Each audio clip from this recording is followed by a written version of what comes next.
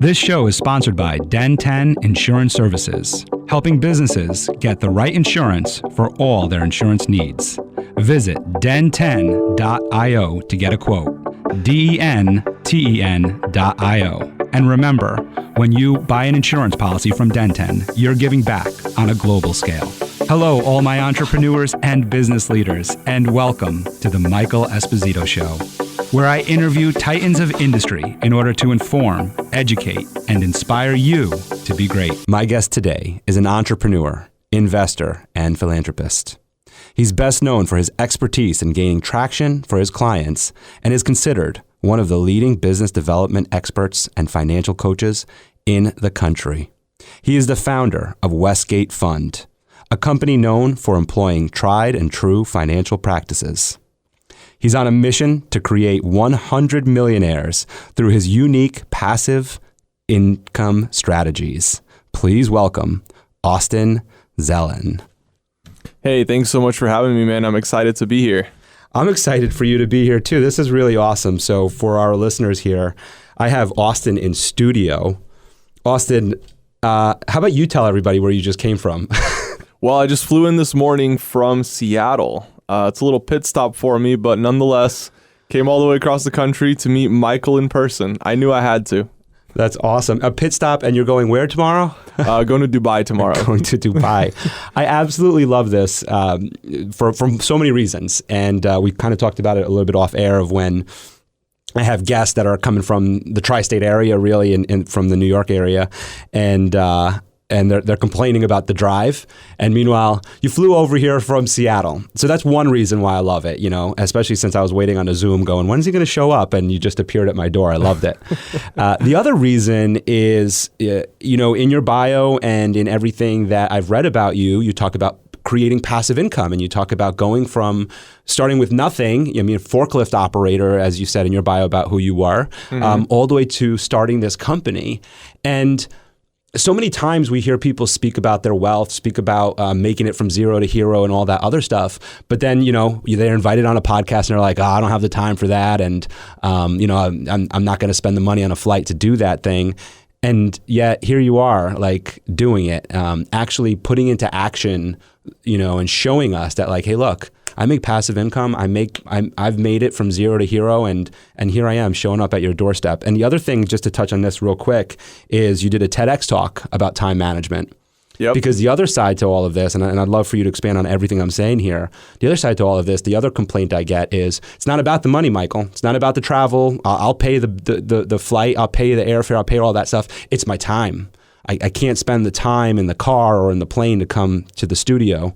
And you did a whole TEDx talk about time management and about, the value of time and how to condense your time to make it work to your benefit. So I'm kind of just teeing you up for a ton right there, but I'd love to hear your feedback on all this. Yeah. It's a whole lot to cover. Well, I'm excited to be here, man. Very excited to be here in person. And I'm glad we had the opportunity to do that in person. I always prefer to do podcasts or speaking engagements in person. I think it's just more impactful than over Zoom. And as far as time management goes, I think that's really what it comes down to. And one thing that I found is there's so many people who make a lot of money, but a lot of them don't have time. And so one thing that I wanted to make sure in my life, as I'm building my business, I want to build it in such a way where I'm creating time for myself and I'm able to condense time in the areas that are important so that I can take care of those things. And then I have time to do the things that I love doing, which is traveling and doing all these things. And the trip to Dubai, by the way, is not a vacation, as some may think, but it's actually an investment opportunity. So there's a company out there that we invest with. And so I'm heading out there to meet with their leadership and discuss a potential strategy moving forward into 2023. So for me, trips like that are super impactful. It opens doors for me, for my investors, for my community. I'm able to meet these people in person. I think relationships are so important. On my way here, I was actually thinking about how our economy is changing. Many things are based on relationships nowadays. Even if I wanted to go to, like, let's say the Rolex store and I wanted to buy a Rolex, I'm not going to be able to get one unless I have a relationship at the Rolex store, unless I know somebody there who trusts me as a buyer and is going to give me access to their inventory. Otherwise, I'm going to get put into a line for 2 years. That's just the reality. And so we're entering something like a relationship economy. So that's something that I was thinking of on the way here. And I'm like, man, that's so important. Like at this point, relationships are more important than maybe even time, than money. Like relationships are the new currency. You know, I was not aware about this in a Rolex store. I hope to one day find out about this waiting list or build a relationship with them. I'm interested in that. So how do you form that relationship? And you also just mentioned it about meeting with this leadership in Dubai and forming a relationship with them. What are your strategies or key ways of creating a strong relationship with these types of people? Yeah, well, a lot of these people, you can't really have access to them directly. So you have to kind of work with what you have, whoever you have in your circle, and you build trust, right? So if I'm working with investors and I want access to higher level investors or investor communities or opportunities, I have to work with the people that I have. I have to work with those investment opportunities. I have to invest, and I have to show a proven track record to them. Once I've provided a ton of value to them, it's a no-brainer. I don't even have to ask them to introduce me to people. They're going to want to introduce me to other people. They're going to want to share that relationship that I have with them, with their circle, because I've either made them a lot of money or I've introduced them to the right people. I've opened doors for them. So I'm showing up, adding as much value as I possibly can. And then everything else, it gets, I don't want to say added, but it just kind of happens naturally. You know, it's just a natural trajectory of a relationship. So same thing with like if you wanted to buy a luxury watch, and it's not just Rolex, it's all the brands. If you wanted to go in there, you have to show consistency to that person. So either you know somebody who knows somebody in there, that's usually most people, or you could go in there and by becoming a consistent customer, somebody that they can trust, eventually they're going to be like, oh, hey, Michael, you know, actually we just got a new shipment in. I know we have a 2-year waiting list, but I know you're such a great customer of ours. You bought 3 watches, 5 watches, whatever it is. We can get you this watch without a wait right now. And so then you start getting access to exclusive opportunities because of that relationship. What do you think is one of the reasons why people in those positions, and let's use the Rolex store as the example here, might withhold access? And you talked about trust, you talked about proven track record. So I mean, obviously those are the key reasons of like they don't know them yet. But how does it benefit them to kind of hold their cards close? So there's a couple of reasons that they would do that. The first one is that during our recent pandemic, the Rolex factory actually shut down for a while.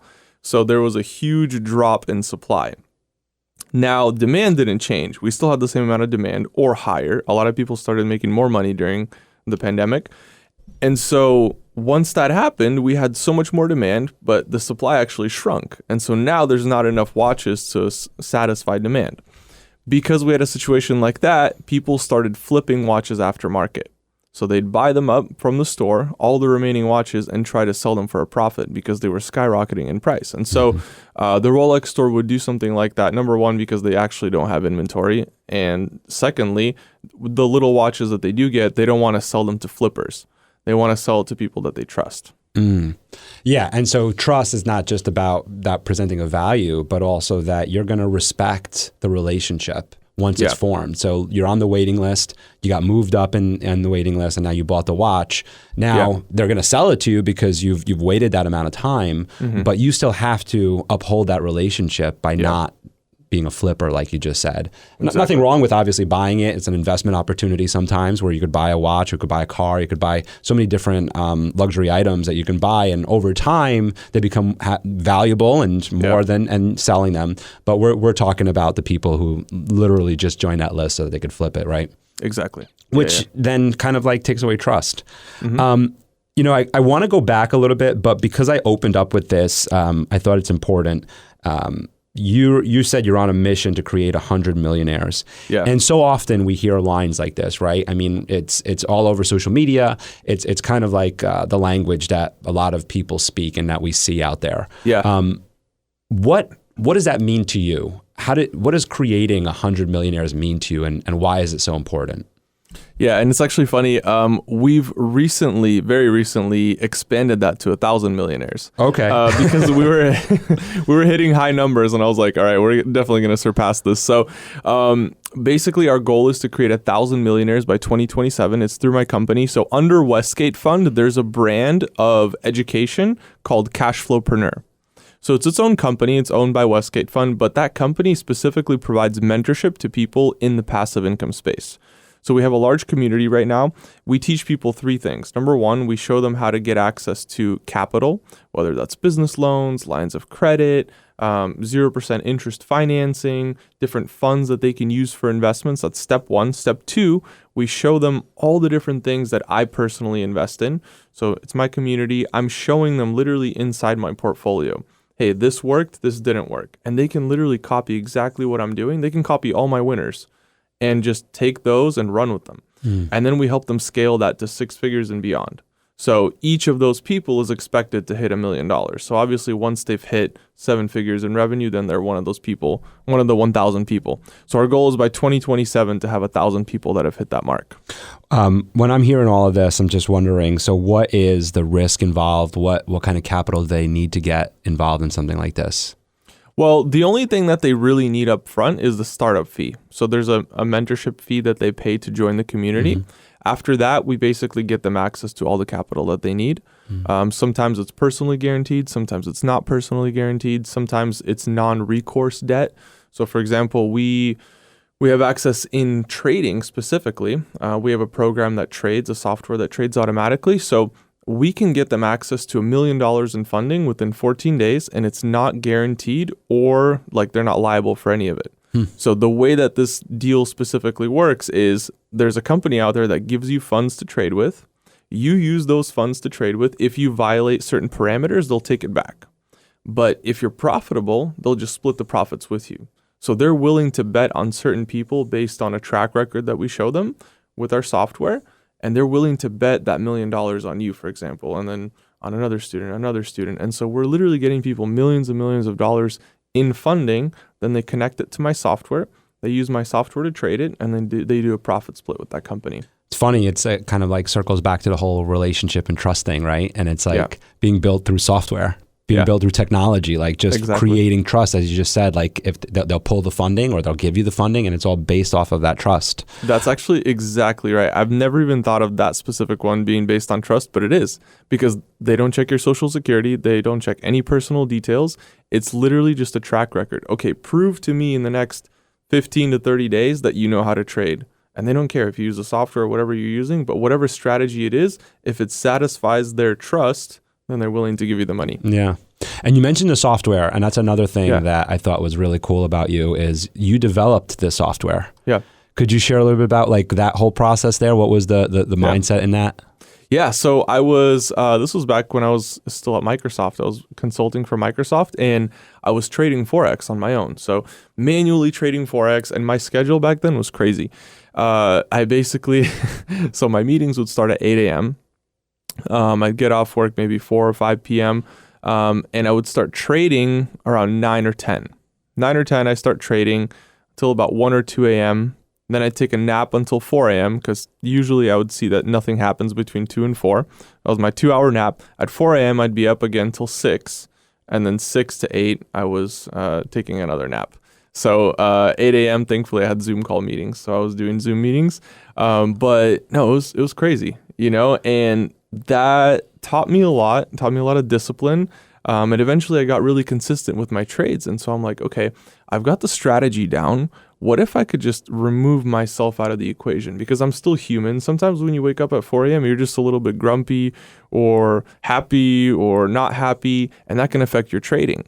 And if I'm getting up at 4 a.m. only to realize at 4:30 when I have a trading opportunity that, hey, I'm actually not in the right mindset to trade right now. I need to go back to bed.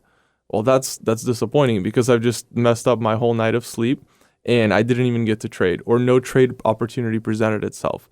So what if I create a software that would monitor the market for me and emotionlessly trade? Because software doesn't have emotion. Software just does what it's told to do. It's coded to do X, Y, Z, and that's all it does, X, Y, Z. Now, there's, of course, some risks with that. Sometimes you need human discretion. But for the most part, we've based it on math. So I've taken my strategy and I've modeled it using math and certain percentages and ratios. And so based on those calculations and those formulas, these things tend to happen in the market consistently. And so I took that strategy, I put it into code, And I literally went out and I got a bunch of credit cards. I was like, I don't even know if this is going to work. Let me go get credit cards. I got credit cards, like, I think it was like $40,000 in credit cards or so, right around there. I put it all into the software. I'm like, hey, I'm young. I'm either going to lose this money and I'll have credit card debt, or I might make a whole lot of money. And so I put it in there. And after 12 months, I had maybe like 220,000. 225, something like that. I was like, oh my goodness, this works, right? And that's when I got really excited, because it finally hit me. I was like, okay, this is my way out, right? Not that I was like in a horrible position, but I knew that I wanted to do more with my life. And I was like, okay, I can take this and use this as a stepping stone into the next phase of my career. So at that point, I started licensing that software out to people. I'm like, hey, Michael, if you want to use my software, I can connect it to your account. We can do this. And so I grew that to about 25 million that was using my software. Not 25 million accounts, but $25 million in accounts. And they were all using my software. And at that point, I'm like, okay, I've grew this pretty big, but all my eggs are in one basket. Now I'm getting a little bit nervous. Like, what if, who knows what could happen, So I started diversifying into other things. Oil wells, e-commerce stores, real estate, Bitcoin mining, literally anything I could find that would make sense. I started putting money into it, and I just started investing left and right. And of course, I was doing my due diligence. I wasn't just blindly investing, but I found that maybe 60 to 70% of my investments were profitable, and the others just weren't, whether it was my fault on the analysis or whether it was just a market effect. Like, I have investments that should have worked out. They were literally perfect. And then something just happens that changes the outlook of the investment and it doesn't work out. One good example is Amazon drop shipping. Amazing model. There's no reason that it shouldn't work. And in fact, it worked for years. And then Amazon is like, oh, you know what? Actually, drop shipping is against our terms of use. We're going to suspend your store. And you can play around with them and get your store appealed and unsuspended and stuff like that. But for the most part, it's a model that doesn't work anymore. Although it's a great model, it should work. There's nothing wrong with it. But those big platforms can decide to just remove you sometimes. And so, yeah, anyways, that was kind of my transition. Started going out, started diversifying into a bunch of things. And the people that were making money with my software, they started reaching out to me. They're like, hey, Austin, I see you're making money here and you're making money here. And I see this investment. Can you teach me how to do that? And I didn't want to just like give them a couple tips and be like, yeah, well, good luck. If I was going to teach them, if I was going to show them, I wanted to do it right. And so I developed a whole course around it. And I'm like, okay, let me get this content recorded, or let me show you one-on-one exactly the steps that I took to do this. Because if you're going to do it, you might as well learn from my experience. And so that's how my whole program, Cashflowpreneur, was born. Wow. Now I know why you got into the whole time management thing. Yeah. So tell me about the course then. So you talked about it earlier. So Cashflowpreneur. Yeah. So this is the one that's tied to your 1,000 millionaires, right? Yep. Okay. So in that, so somebody can go in there and they're essentially learning how and what to invest in, I guess, is what you're saying there? Yeah, exactly. Okay. And then they're using the software then when they enroll in this? That's one of the investments, yeah. So we have almost 40 different options for them. So at first they get capital. Once they have, let's say, $200,000, $500,000, they want to know what to do with it. So we can't technically advise them. I'm not a financial advisor, but I just show them, hey, these are the things that I invest in, and one of them is the software. And so then they can be like, oh, okay, well, I want to do the software. I want to get some Airbnbs. I want to mine Bitcoin, and I also want an e-commerce store. So then they kind of build their own portfolio. Oh, so they build that out on their own. Yep. All right, interesting. I'm not too savvy on the whole investment piece, so this is very, very interesting to me, and I'm also interested in becoming one of those 1,000. So I'm trying to pay attention and take notes as best as I can. But I got a podcast to run, so I got some more things to ask you here. Yeah. I'm interested in this whole time management because you just described your lifestyle of essentially from when you were working at Microsoft and trading and everything, and your lifestyle was essentially work and a little bit of sleep. It wasn't really sleep. It was like a little bit of sleep and then more work and then kind of like this entrepreneurial journey. So one of the people that you said you're inspired by is Elon Musk, and very similar to him. I know Elon was on Joe Rogan's podcast and was talking about sleep. And Joe asked him, how much do you sleep and whatever. And And I think he said he sleeps somewhere between 6 hours, 5 and 6 hours and 7 hours, like right in between there. But 6 hours was the sweet spot from what I remember him saying. And he said any less and he sees that he's not as productive, and any more, obviously, same kind of deal on the other end. What do you find as like a productive amount of sleep? Because you weren't sleeping 6 hours in that story there. So I'm interested in your mindset on sleep and how it affects you. Yeah, so I think that my sweet spot is right around maybe 6.5, 7 hours. Although if I check my Oura Ring statistics, it's right around, my average is like 5.5 hours. I've been tracking it. I just started, I think, in March or so. And I was curious. I was like, how much do I really sleep? And so it ends up being about 5.5 hours on average. However, I do usually have some nights where I don't really sleep too much, like last night, maybe 2 hours.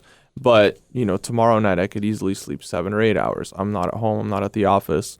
It's the weekend. So that will kind of balance out to right around 5 or 6.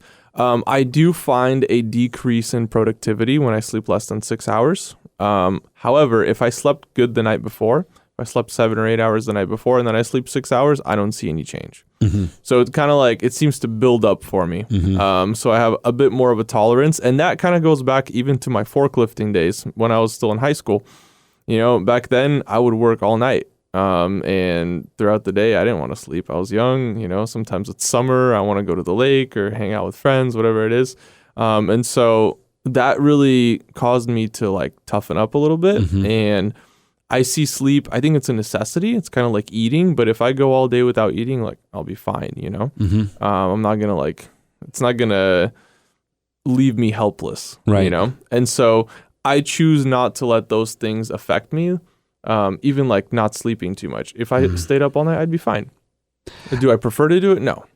I like that. You said, I choose to not let these things affect me. And I think about it. I've been doing intermittent. There we go.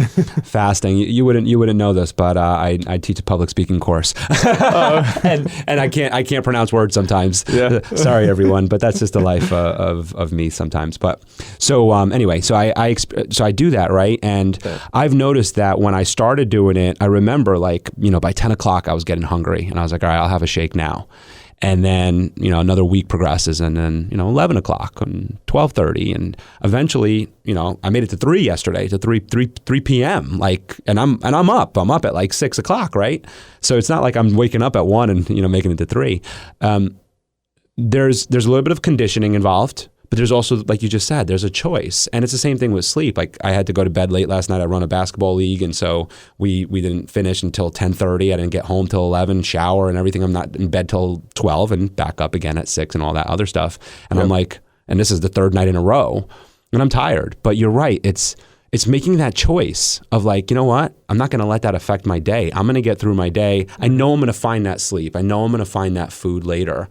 I think so many people get stuck in the choices that they make and the choices that they don't make, and allowing themselves to be tired or to be hungry. So it's just interesting that you chose those words in choice. What did you eat today, by the way? Our fellow stopping into New York City today. I had the Champions breakfast.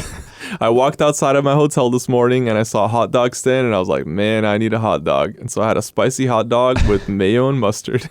Or no, ketchup and mustard. Ketchup and mustard. I tried to get mayo, but he didn't have any. Oh man! So you flew in from Seattle and in New York, and your layover in New York City. You had to get a New York hot dog. Was it what it's all cracked up to be? Absolutely not. No. Okay. I won't mention the hot dog stand's name, but that was the most bland hot dog I've ever had in my life. Oh man. I as a kid, I think I would get them like when we would go into the city. But now you're just like my stomach's on fire just hearing the word hot dog. So you brought up your forklifting days, and when I was researching you and just getting ready for the podcast, I was taking a look at your Instagram, and we were talking about this a little bit off air, and I was like, how do you go from when we look at social media, we look at growth in social media too, because it kind of also, I believe, is also kind of like directly correlated with our success in our businesses these days, right? Like it kind of speaks to that credibility of, all right, I'm a successful business person. What does my social media look like? Yeah. What kind of posts am I making? What kind of message am I sharing? And who's following me and who am I following? And you went from zero as well there, right? And as we all did, Yeah. to getting that cool check mark on your name. So I'm interested in that progression of how you were able to get there. Yeah, so for me, most of it was just collaborating with people. And again, it's like that relationship thing. I knew that, hey, I have people in my network who I believe I can provide value to their communities. And so I found places where I could make myself valuable. Maybe I wasn't quite at that level yet, but I knew, hey, this person has an audience, this person has, a following, whatever it is. How can I provide so much value to them that they'd be willing to do some sort of collaboration with me? And so I just started collaborating with people. And so a lot of it was collaboration, but also purposefully engaging with my target audience, basically. And so I knew where my target audience was going to be, and I put myself in those places, whether it was on social media, whether it was live events, whether it was hosting events. Like I recently, about 2 years ago, started hosting events. And I know that is something that helps me grow my brand. It helps me grow my social media. It helps me grow my company because my target audience is all in one room. And that allows me to efficiently provide so much value to them that I believe they're going to want to share with their friends as well. Yeah, I have some more notes that I need to make from you because I started hosting events, and my events take place in New Paltz, New York at the Denizen Theater. And on a good night, we got about 25 to 30 people there. Yeah. And I saw your last event, and I want to hear more about this, the Epic Growth Conference that you did. And you had Damon John there. You had some other big names. I also saw that you have another event coming up with Ed Millett. And excuse me, I said his name wrong. But Ed Millett. Millett, there we go. And several John other, Maxwell. and several others. So I'm interested in that as well on how do you scale these events? Because, we're not starting out on the same footing, you and I, but we're starting out on the same footing. Everybody's kind of level, right? We all have an opportunity, and it's how do we execute on these opportunities? That's how I see it. I'm looking at it going, well, I'm going to go small town theater. I'm going to go after just my audience, and you're right, collaborating, right? And I'm going to, and that's why I have what I have. But I'm assuming that you had a little bit of a probably similar approach, but with a different vision or different mindset. So I'm interested in that and how you executed on that. Yeah. So, one thing about that, we all do start at the same level, but I think that we're all starting in parallel planes. So if I choose to think in the terms of having a stadium event, I'm going to be thinking up here. If I think in terms of having like a 100-person event, I'm going to be thinking over here. If I think in terms of having just a small, intimate mastermind, I'm thinking over here. So everything that I'm doing and all the opportunities that I'm allowing my brain to identify are going to be in that plane, in whatever terms I'm thinking of. And so that it just comes down to what do you want? What is your vision? I've had small events. I've had bigger events. This last one was actually my biggest event that I've had so far, although I do want to grow it bigger. And I'm just kind of switching planes just to see which one I like better. I think I want to get to the larger plane where I have thousands of people at the event. I think I would like that, but I haven't done it yet. I don't know. Maybe I won't like it, but I do appreciate the unique aspects of each one. It's so nice to have an intimate mastermind, 20, 30 people. That's so great. You get to know each other. As long as it's a really high level community and really high quality people there who are, really successful at what they do. It's such a great opportunity to get to know people on a closer level. When you have an event with a couple hundred people, that's a different story. You're not going to get to meet everybody in the room. You're definitely going to be able to have a larger event. It's more exciting. There's more energy in the room. It feels different. The room feels different. It's a lot more energetic, and I love that. I think that's kind of my sweet spot, but I do miss the intimate aspect of a smaller event. And so, I think if you're thinking in terms of what you want for your company and your community, if you want to grow it to be something bigger, then you start looking for opportunities that take you there. Yeah, and I would assume too that some of the things that you just talked about in terms of trust, of you're building trust with people, you're collaborating with some high level people that are, so it's actually kind of flipped almost to collaborate with them. You have to build that trust with them. And once you have that trust with them, because, why are they going to come to your event, or why are they going to be a speaker or a panelist at your event, right? You have to build that trust. So on that thought process though, I'm interested in this the Epic Growth Conference and what it's about, and what kind of spawned this idea for you to put on this conference? Yeah, so it's kind of interesting. I was at an event maybe 2 years ago, maybe a little bit more. And I met this guy and we were just chatting about events. And I was like, hey, like I've always wanted to do my own event. And he's like, oh yeah, I've always wanted to do my own event too. And so we ended up doing an event together and we called it Epic Growth Conference. And so for me, it's about getting the right people in the right room and allowing them to collaborate and also learn strategies that they're not going to learn elsewhere. So it's kind of like everything that you should have learned in school about investing and finance, we bring it to the stage there. Now, the next event that I have coming up, not the Ed Milet one, it's going to be in April. I'm going to have an event in Miami, and it's going to be a strictly investors conference. So investors are going to come to that place, come to that room, and they're going to learn like tactical strategies on how they can make $100,000 investing within the next 12 months. And so that's more of like tactical application. You come to this place, I'm going to provide so much value to you from stage that you can literally leave here and you're going to have 2 or 3 different ways to make $100,000 or more just by following what we're teaching. And so for me, it's about providing that value for people. And I think that people find so much value in being able to collaborate and network with like-minded individuals. And I've used several different strategies to try and get the right people in the room, whether it's like raising the price, like minimum $1,000 to get into the room. That's going to weed out the people that maybe shouldn't be there or maybe aren't quite at that level, you know? And so that allows a more efficient networking experience, I think. Yeah, and it's gonna get also the buy-in from those people too. Like if they're spending $1,000 on a ticket, they're committed. Yeah, and they're going there to learn, and they're doing all of the things that are necessary for that. In order for you to put on a conference, you got to get on stage. Yeah. And I got to watch some of your TEDx, you speaking on a TEDx stage. What was your preparation to be able to get into TEDx, to get onto the TEDx stage and prepare your speech and everything that you had to do? So TEDx, actually, that's probably the scariest presentation I've ever done in my entire life. I love your honesty. I don't know why, but it's something about they make you memorize a script, word for word. And they're like, if you deviate, we're not going to put you on the TED website. And I was so scared. I was like, what if I forget something? Because normally when I talk, I just kind of free flow. Like I have some points in my head that I want to hit. And I love that because it's natural. It's like, hey, whatever feels right at this moment based on the energy that I'm feeling from the room, that's what I'm going to say. And that's what I'm going to be talking about.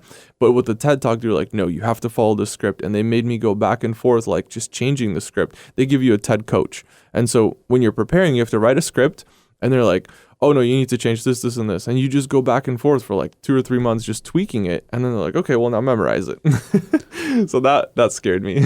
Wow. Yeah. You know, it's funny. I'm very similar to you in that when I give a speech, when I do speeches, any type of public speaking, I literally just have a couple bullet points that just to make sure that I can stay on track or I don't lose my place. Yeah. But outside of that, I know what I'm going to talk in between those bullet points, what I'm going to talk about in between those bullet points. And I'm a Toastmaster and I entered a speech contest. And a speech contest, while there's nobody reading my script and making sure that I stay on it, but I pretty much have to memorize it because every time I go to a different level, I have to do the same speech. I can't deviate, right? Yeah. It's because that's what I'm being assessed on for the contest. And I remember that it certainly, it's nerve-wracking in the sense of like, you want to make sure you remember it, but eventually once you memorize it, it's memorized, it's in there. But to your point of authenticity, I'm so happy you addressed that about this for you, because when I watched it and I'm going through your other stuff, I was just like, that's so weird. To me, analyzing it from my perspective, I'm like, you seem nervous. And I was like, but you don't come across as a type of person that would get on stage and be nervous. So I didn't know that about TEDx. I heard that they were very stringent. Yeah. I've read their book about getting on the TEDx stage and all that, but I didn't know how stringent they were in the script process. And now that makes total sense that you weren't able to be as authentic as you wanted to be on stage. Yeah. It felt really rigid and scripted, and I didn't enjoy that.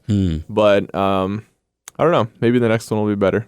Well, there you go. So I'm happy you said that, because I'm interested in what did you gain from the experience, and where do you see yourself going with TEDx or doing more speeches like that?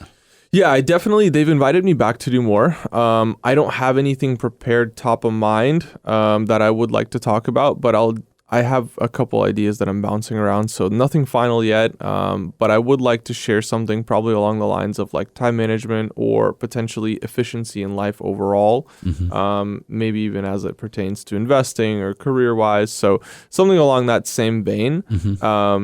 But I do definitely want to make sure that it's something that I have maybe 6 to 9 months to prepare for. So that way we get the script like nailed down and I don't have to worry about memorizing it.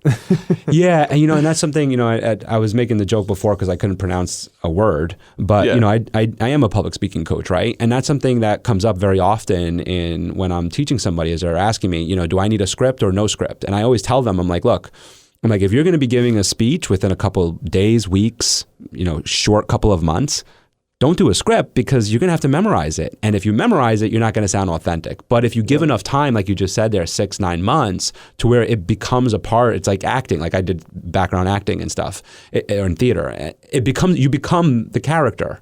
And that's the time that you need to grow into your script. So I love that you said that. I want to kind of take a step like way back for you because you're speaking very high level, right? It's like, look, you're flying in here, you're going to Dubai tomorrow. You're a young guy and you've had great success and you speak about time management a lot and you talk about efficiency a lot. Going back, right?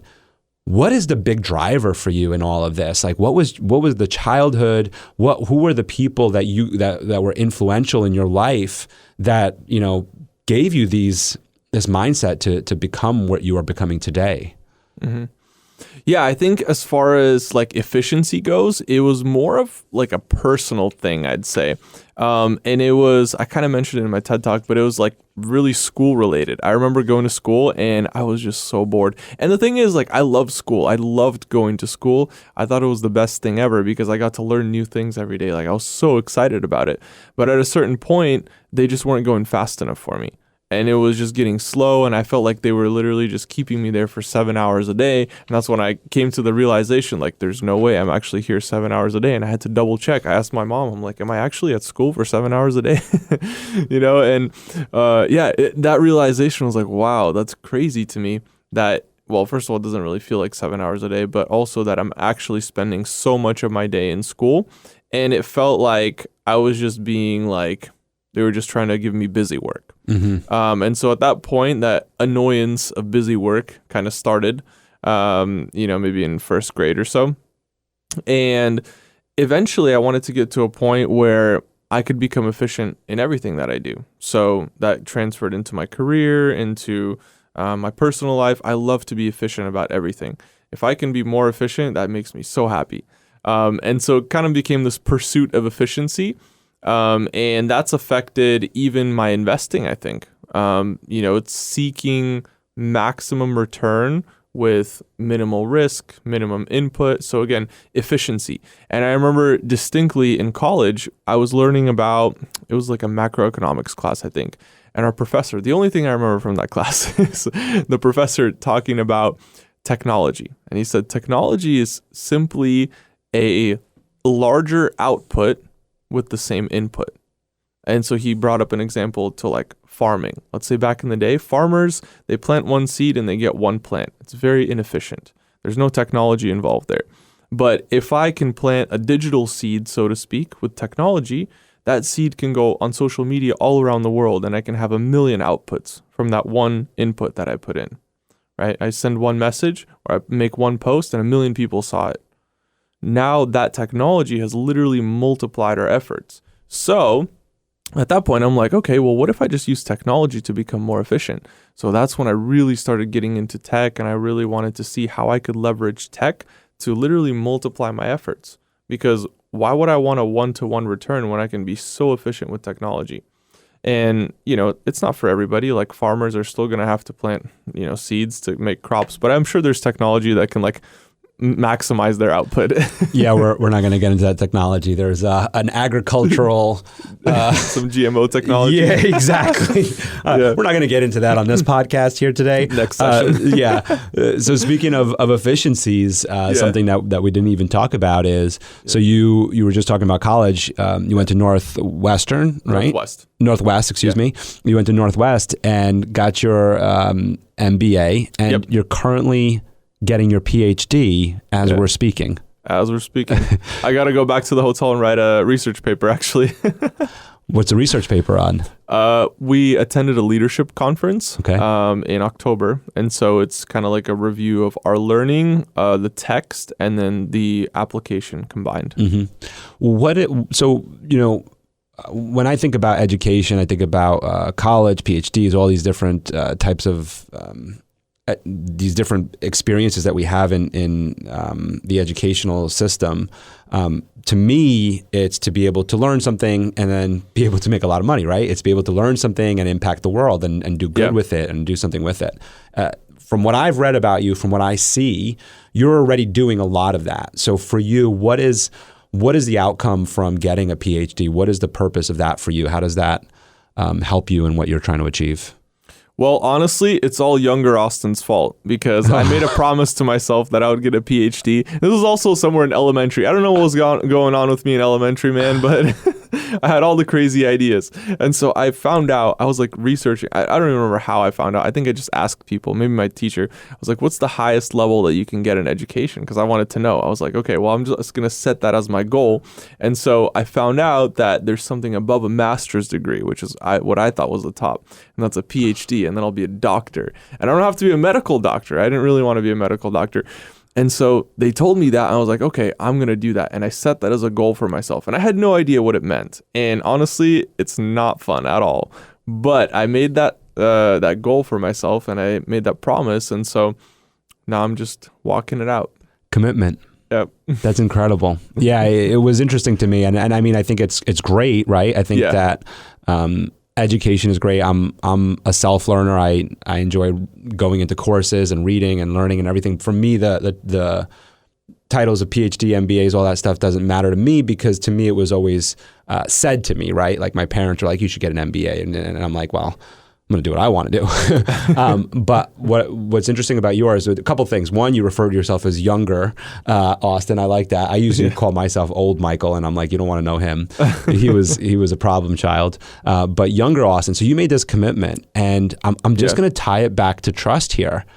In that, so this is part of your core values. This is part of who you are as a person, is that you're in elementary school. You make this commitment to yourself. You have no idea what it is, but here you are, young man now, and you're like, I'm following through with that commitment. I would assume that this also carries over into your business world, into the people and the relationships, right?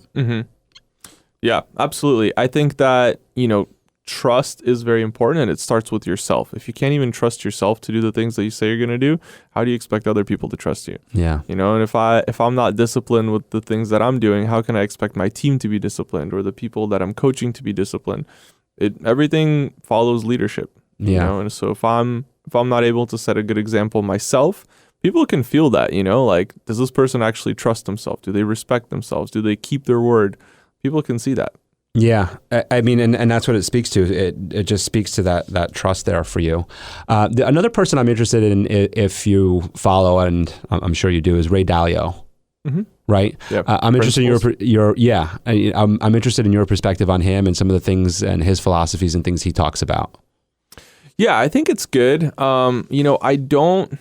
Me personally, I don't like to base my entire beliefs or philosophies off of somebody else's. I like to kind of pave my own path, and I've always done that. And so for me to go too deep on any one person, I find it to be a little bit kind of like polluting what I have going on. You know what I mean? Not in a bad way, but just like it adds too much of their perspective. So like I love to learn from these people, even like Elon Musk and Jeff Bezos and all those guys. They're brilliant guys, and I love what they're doing. Ray Dalio, amazing guy. I've read his book. But I also want to just understand what they're doing and see how it relates to what I'm doing. Because I think that my trajectory is just a little bit different than all of theirs. And I really feel like I'm paving a unique path that maybe not a lot of people have walked. And so I don't even know what all that means, but I just have that feeling. That's how I'm following it. I think that's a really great perspective because I read a lot of autobiographies. Obviously, read Ray's as well, and Jeff's, and Elon Musk's, and all of them. And for me, I'm not in I'm in insurance, but I don't consider it the finance world, although we're categorized as financial. But anyway, I'm not in the investment world. Let me put it that way. But yeah, it's still, you're right. I don't follow his principles because I don't do that, but it does affect some of the things that I do within my business. Yeah. So technology, you developed a software, and where did you find the resources to start working on this software? So there's a couple things in this question that come to mind for me, in that you were a young kid and you're working at a good company. You're a consultant for Microsoft. I'm assuming you're doing well, but you have this drive, right? You have this desire to do more for yourself, and you said that earlier. And you're willing to go into debt and take a risk on going 40 grand into debt to build the software. So I'm interested in the resources that were available to you, or that you made available to yourself, but also the mindset for you to just take that risk, to take that leap. Yeah. So just to clarify, the 40K was actually a deposit into the software. It wasn't to build it. Okay. Yeah. To build it. Wow. Yeah. Yeah. To build it, I had to spend more than that. But I had some money from real estate. So kind of before Microsoft, I was a VP of marketing at a startup. At the same time, I was doing some real estate, closed some deals, made some money. So I used that money to fund the software, basically. And anyways, from there, once it was built, I knew that, hey, I back tested this for years and years. I made sure that this is profitable. Like, this is not something crazy. I totally understand what's going on here. I understand that I want to have financial freedom, and this seems to be like a solid option for that. And it was the best option that I could see at that point. Everything else was kind of like, it didn't quite sit right with me. But this I understood. I built it. It was my baby. I was like, you know what? I'll just try it out. And actually what I did, I got personal credit, which was so wrong. It like totally tanked my credit score for a year until I paid it off. But yeah, it was, it was an interesting time. I was just learning. I was literally just trial and error. So I was under the impression that you didn't have anything, and you went, you took a risk to go into debt. And it's interesting how that kind of got flipped just now in what you just said there, because I would think that you had a lot more to lose then by having, you self-funded this then. So you have a lot more to lose. You're using your own money, your own capital. What would you say to the investors that are listening to this episode right now, the people out there who are listening and have a concern, have a trepidation about self-investing, about self-funding something? Yeah. So at a certain point, I realized that my strategy is profitable and it's consistent. And so I consulted with some people in the industry, and I got their opinion. I'm like, hey, like, is it worth investing this money to build out this bot? Is this something that can consistently perform? And so the consensus was yes. It is profitable, and it is going to be something that's consistent, and it's worth the money to invest. And so I did end up investing in it. And for me, it was more of a self-investment, I felt like, because I'm like, okay, I could try and invest into some opportunity somewhere, or I can invest into myself and something that I've developed. And so one thing that it helped me do is realize that, hey, I can produce a valuable product that I can use myself and others can use as well. But it also caused me to be more like disciplined and more serious and take a lot of responsibility on this project, because now I had put so much money into it. Now I also wanted to fund it. And so that's what caused me to go out and get credit cards and use those credit cards to fund the account. How do you turn everything else off then? So you're building the software, but you also have so many other things going on. Oh, I was still doing all of them. Okay. Yeah. So how were you able to, I guess, compartmentalize the software and then all the other stuff? And I think this speaks to the time management piece. Yeah. So I would definitely focus just on the most important tasks that I had to do everywhere. So if I was at Microsoft, I would be focusing fully on Microsoft. After Microsoft, I had those certain hours where I would be trading / working on the software. Now, I'm not a coder myself, so I had to hire coders to code it. I had the strategy, I designed everything, and then they literally wrote it into like computer code. So we had a team working on it. So you had a team working on it. So you outsourced it to other people that where they had expertise. It sounds like you were time blocking. So time blocking from like, and when I'm here, I'm doing that and that's it. And I'm blocking off time for this. And then focused on what the work that you're doing in that moment. I think that's so critical to that success, because we're trying to be successful. And so in order to do that, you could try to just focus on one thing, but we got to have our hands in different areas. And people ask me that too, like with the podcast and the events and the insurance company, and they're like, how are you doing it all? And I'm like, sometimes I'm like, I don't know. But what I find is what you just said is like when I'm doing the podcast, like I'm here with you. Like I'm not looking at my phone. Everything's off. It's the podcast right now. And when I'm working on Den 10, it's Den 10 and that's it. And everything else is off. And the basketball, it's like, it's having that focus. So I think that's another really, really important thing that people need to listen to and hear. While you're not slaving away at all of these investment opportunities, you are doing a lot of fun things. And I saw you're snowboarder and surfer. And are you still able to have that kind of fun and do some of those things? Yeah, recently I've gotten really busy with Cashflowpreneur and just growing the company. We've grown a lot in this past year. And so between hiring coaches and onboarding them and training them and a bunch of staff, I've gotten really busy with that. So I don't have as much free time to do those things, but I do realize that this is temporary. So we scale it up to a certain point, and my goal is to have operators in the business that are running it while I can focus on what I do best, and that's identify new investment opportunities, build those relationships, and get my community access to things that they're not going to find anywhere else. Because that's the biggest value of our program.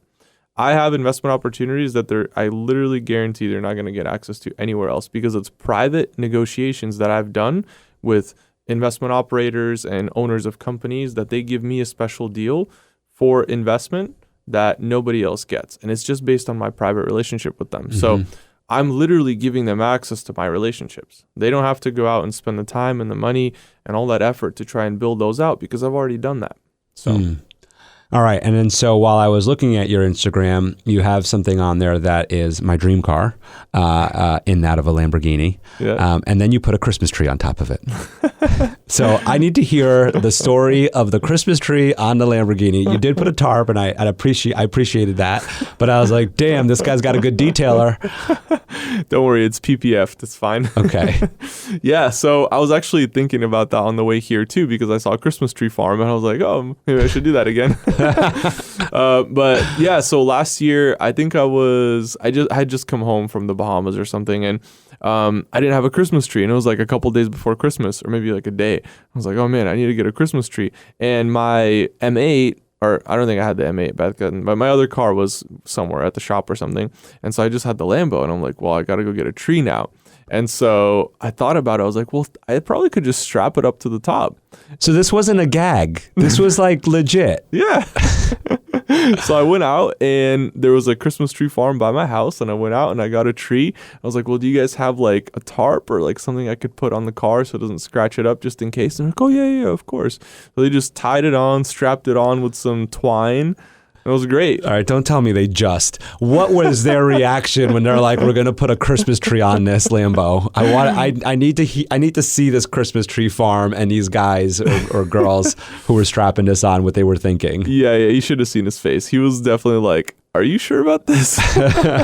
He was really confused. He didn't know where he's going to put it. He's like, are you coming back on another car? I was like, no, we'll just strap it on. So no, we made it work though. It wasn't too bad. It wasn't a giant tree. But yeah, it was fun. I was driving, everyone was taking pictures of it. I was like, oh, it's kind of funny. It is really cool. I was just watching, I watch a lot of Shmi's videos on social, and he was just showing me one of the Lambos that just got outfitted for what's it called? Like the Subarus, off-roading. Off-roading? Oh yeah, the new one. Yeah. Serato or something? Yeah. Yeah. With the roof rack and everything. And I was like, man, that looks sick. And then I see yours today, and I'm going, he didn't get the roof rack on it. What's the deal with that? Roof rack. So what's that car like? Oh, it's so much fun. I love it. It's definitely a lot of fun to drive. It's a little bit scary in Seattle because it's rear wheel drive and we have rain most of the year. So it likes to slide a little bit. Okay. But other than that, no, I love that car. It's my favorite car. And then you drive something that's a little faster. I saw you got your pilot's license. I'm working on it. Yeah, I don't have it yet. But I am working on my pilot's license. I don't prefer to fly. At a certain point, I did think that I wanted to be like a pilot and like just have my license. And I still think I'll finish it just to have that ability. I love to learn, as you can tell. But for me, it was more of like, again, another achievement that I wanted. And it was kind of like, oh, I want to have that achievement of being a pilot. Yeah. How do you see these I guess material items? How do you see them working with the business? How do you see how they also help in the business? And I think you understand the question because you're nodding along here. Yeah. I think they're a huge part of the business because I'm young. And so for a lot of people, it's like a credibility thing. Like when I first got that Lambo, the Huracan, so many people just like came out of the woodwork. They're like, oh, hey, Austin, I see you're up to big things. You know, it's like, well, I wasn't yesterday. What do you mean? So it's like, it was just interesting, because for some people, it's just a credibility thing. They're like, oh, okay, well, if I drove like a Honda or like a Toyota or something, nothing wrong with those cars, but it just speaks a little bit different of me. Usually the people that have the resources tend to buy nicer things. And I know it's not everybody. There's billionaires who drive Hondas and Toyotas, but they're also like maybe older or like very well-established businessmen. And because I'm younger, sometimes people need to see some of that and what's possible. And so for me, it's about, hey, let me show these people what is possible so that they have something that they can work towards. And I find it actually helping a lot of people in my program to be successful because they have in their mind an image of something. And if I can provide that image to them with certain things, whether it's a jet or a yacht or a Lambo or whatever it is, I know that's going to motivate them and that's going to become their why. And so now they have this vision. Okay, I'm working towards this. And all of a sudden, things like maybe forgetting to eat or not sleeping, they seem pretty menial because you have this vision in front of you and you're doing everything you can to get to that goal. And nothing is stopping you because it's so bright and it's so like right there. So... Right on. That's exactly why I was asking about it because I remember the desire for a Lamborghini, and I remember working on it with my business coach, and she's like, well, why, right? Yeah. Let's get to the why. And you just said that too, right? It's the why. It's not about the Lamborghini, right? Because like 100%, if you had that outside, I'd be like, after here, I want to jump in it with you. I want to see it. Take me for a cruise, all that stuff, right? 100%. But what I learned through the past couple years of working with her is I'm not working for the Lamborghini. Yeah. That's the prize, but it's also part of like what you just said, like the credibility a little bit. And it also gives you that kind of like desire of like, it's a little reward, a little bit of chocolate along the way. But it's really about like, what's the higher purpose? And so it helps navigate to that higher purpose. What's the higher purpose? Yeah. And for me, what I learned, it was to give back. It was to help others, right? And what I saw from you is that that's also something that's important to you. Being a philanthropist is not easy, and having that part of your introduction speaks volumes for some of the work that you're doing. So I'm interested if you could share some of the work that you're doing and giving back and being able to help others. Yeah, so a big focus of mine is leadership training, especially with younger people. I find that my brand resonates really well with younger people, generally speaking, some older people as well. But for younger people, and for me, it's like that's such a big responsibility. Like I take that very seriously because they're so impressionable, at a younger age. And some of these people, they don't have the right people around them. So if maybe I could be at least part of those people that are around them, that are pushing them in the right direction, that's super important to me. And so different organizations that do those things, and even like ministries and stuff like that, I'm a huge part of those. I'm on like executive boards on some of those. And I contribute a lot financially as well. Because I believe in that future generation. And I think that if we can just help them even just a little bit, or if I can help one person get closer to the right path, for me, that's important. Yeah. Am I right in thinking that was you on stage singing with the youth, the ministry? You had a picture on your Instagram of you on stage. Are you a singer too? A while back? Yeah. Okay. Yeah. So not just providing leadership, but also singing. Yeah. So you're a singer? Yeah, I sing and play guitar. Awesome. Yeah. So a musician too. A musician. I think I relate some of this back to your time efficiency, right? Yeah. In that so many people look at their businesses, look at their finances, see somebody who's successful like yourself, and say, but you know what? That guy doesn't get to have fun. And from what I've gained from this conversation and from checking out some of the things that you do, sounds like you have a lot of fun, and you still do, right? What do you see to come for you and for your business going forward? Yeah, so I try to incorporate fun into every aspect of the business. Like, I truly enjoy doing what I do and truly enjoy growing the business. And there's some things that I don't enjoy as much, but overall I love it, and I've structured my business in that way specifically because that's what I wanted it to be like. And for me in the future, what I see is just having, again, just more efficiency and more leverage, but in the terms of having the right teams in place. So now I know I'm efficient, but what if I could train 10 people to be as efficient as me? Now I can get 100x leverage.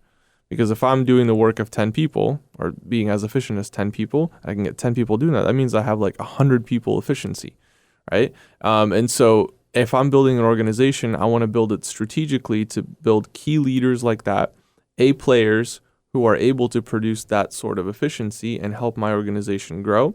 And that way we impact more people. That's the end goal. If we want to reach 1,000 millionaires by 2027, how efficient do we have to be? How many people do we have to have in place? How many coaches? How many, client success managers? How many people on our back end fulfillment? How many people do we have to have as part of the organization to make that a reality? And can we make that 10,000? If we can increase our efficiency over the next year or two, we have until 2027 to get to 1,000, but I think we could beat that. That's pretty cool.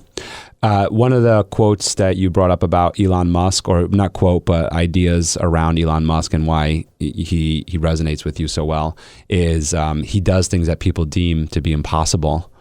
I'm interested in, what do you think that you're doing today that's impossible and that others might deem as impossible for you?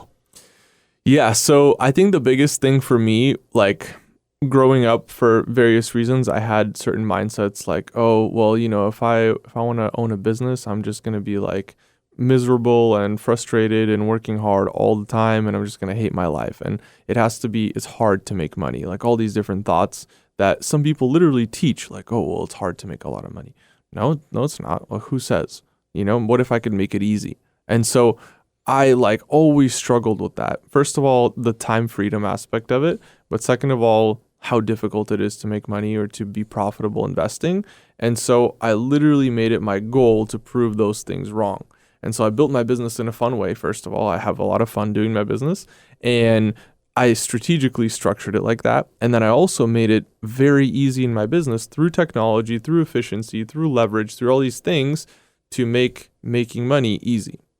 And so those are two things that I'm doing. Now, as we continue expanding, there's a few other goals that I have that I won't share yet, but it relates to the 1,000 millionaires. Okay. Yeah. Episode 2 with you. Episode 2 coming up. So how can everybody find out about these awesome courses that you have and be a part of that 1,000 Millionaires Club? Yeah. So there's a website set up, investwithaustin.com. And it leads you to our page, and it has all the information and testimonials and all that stuff. So that's kind of the hub that we keep. But also on Instagram, I post most of it on Instagram. People always ask me for my business card. I'm like, well, just look me up on Instagram. Yeah. It's pretty easy, especially having a handle like that.